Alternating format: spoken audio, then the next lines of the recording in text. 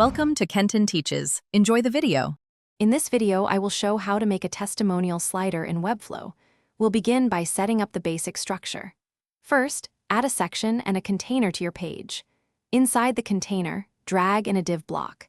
This div block will serve as the main wrapper for your slider content. Give it a clear class name, perhaps Testimonial Wrapper, to keep your styles organized and easy to manage. This foundational step is crucial for a well-structured and responsive design. Next, let's bring in the actual slider component. From the Elements panel, simply drag the slider element directly into your Testimonial Wrapper div block. Once it's in place, you'll want to customize its settings. Ensure your navigation arrows and dots are visible and positioned correctly. Pay attention to the transition settings, choosing an appropriate timing, perhaps 300 milliseconds, and an easing function for a professional and fluid user experience. Now, it's time to design the individual testimonial cards. Within each slide element, drag in a div block. This div block will house all the content for one testimonial.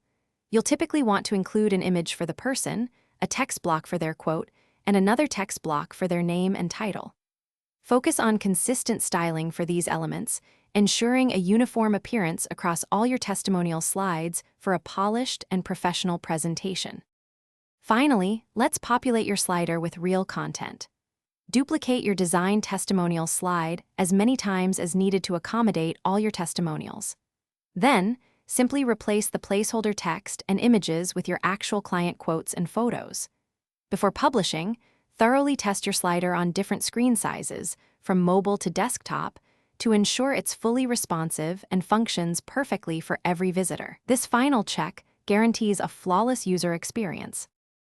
Thanks for watching. Please subscribe if this video was helpful.